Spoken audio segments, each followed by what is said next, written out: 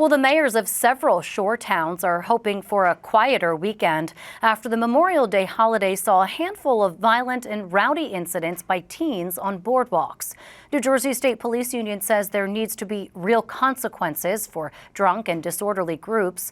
Local leaders blamed the state's scaled-back law enforcement rules toward juveniles, while Governor Murphy insisted the shore did not have a chaotic weekend. So where do they go from here? Senior correspondent Joanna Gagis reports.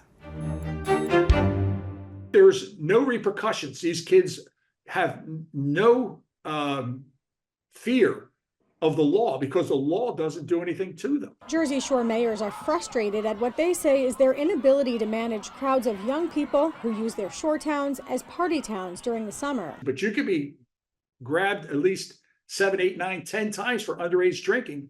And the best I can do is call your parents. Their concerns only exacerbated by 3 incidents at the shore this Memorial Day weekend, a massive fight that led to the stabbing of a 15-year-old boy on the boardwalk in Ocean City, the conflict between 2 groups that knew each other.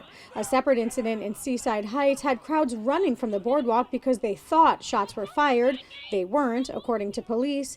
And in Wildwood, a fight broke out among a very large group of kids on the boardwalk who had had several calls to the police because of their rowdy behavior. You go to the beach and the kids are down there drinking all over the beach.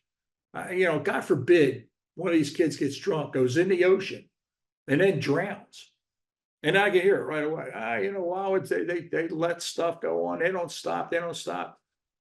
When you're handcuffed, you can only do so much. Wildwood Mayor Ernie Troiano says his officers are handcuffed because of new limits that Governor Murphy placed on penalties for underage use of cannabis and alcohol, part of the state's legalization and decriminalization of cannabis.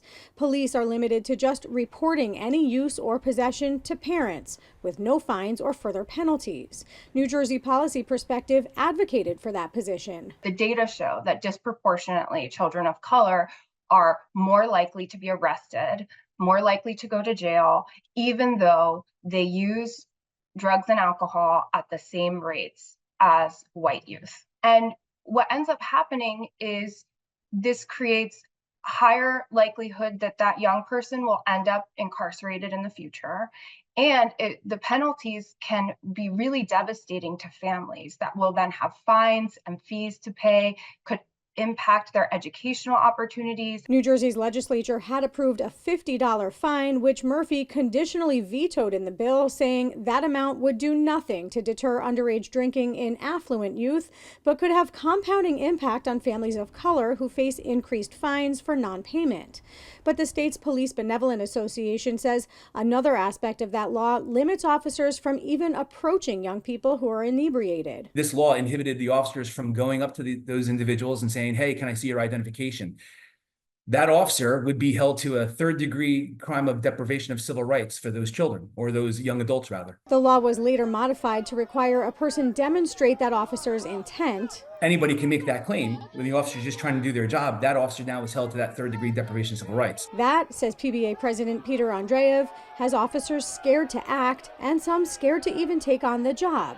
But the ACLU sees it differently. Disruptive behavior, noise complaints, violent behavior is not touched by the law change. And so the conversation, I think, has really grown beyond this very narrow shift. And I believe that we need to be honest about what we're talking about. It was a narrow law change. Law enforcement continues to have broad authority. What are we really talking about? Officers did make arrests in each of the violent disturbances at the shore. Republican lawmakers are drafting a bill to create harsher penalties around riots, and the New Jersey State Police will be on the boardwalk in Wildwood this weekend, ensuring that upcoming Senior Week, a time known for underage partying, stays orderly. For NJ Spotlight News, I'm Joanna Gagis.